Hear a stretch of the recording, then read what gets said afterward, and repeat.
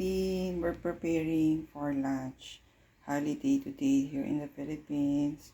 Yan, magkakaldereta tayo. So, binabad natin sa toyo yung spare ribs natin. Then, we have sibuyas, bawang, and patatas, carrots, siling, labuyo, Reno spread, tomato sauce, patis, garlic salt, and coconut oil ang panggisa natin. So, igigisa natin yung sibuyas bawang with our spare ribs. Ayan. So, we're gonna use our multi-cooker today. So, palalambutin natin bago natin lagay our tomato sauce, our Reno spread, garlic salt, yan, patatas, and yan, pag-aaralan naman ng multi-cooker how to use to cook our caldereta today.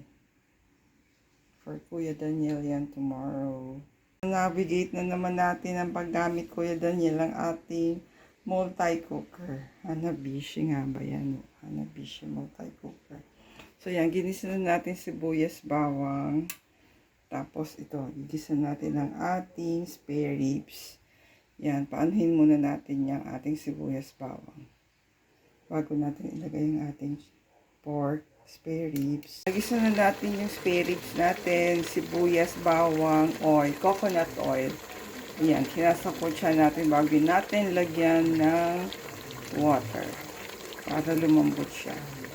Navigating our multi-cooker. So, lagyan muna natin ng water, palambutin bago natin lagyan yung tomato sauce and the Reno.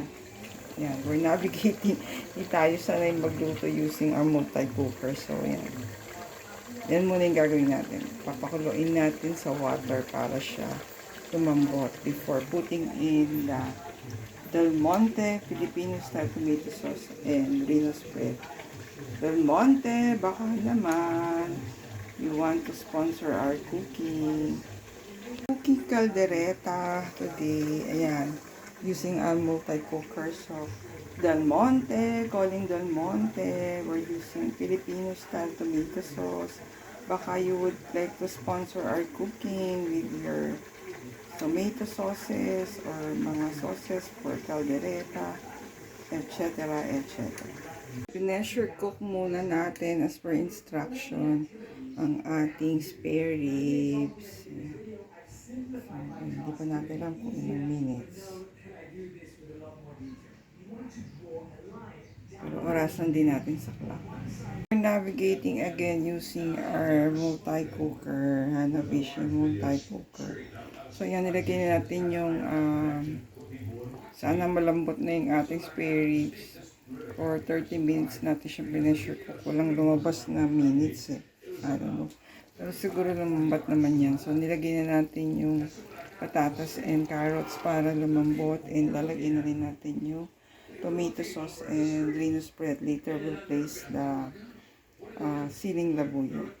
Sana masarap ang ating caldereta for today. Yan, Kuya Daniel, katin. Amoy caldereta ng ating luto. So, yan, pinapalambot natin.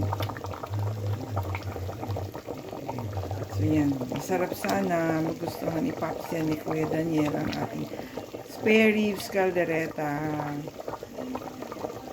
Thank you for watching, mga friends. See you on our next video.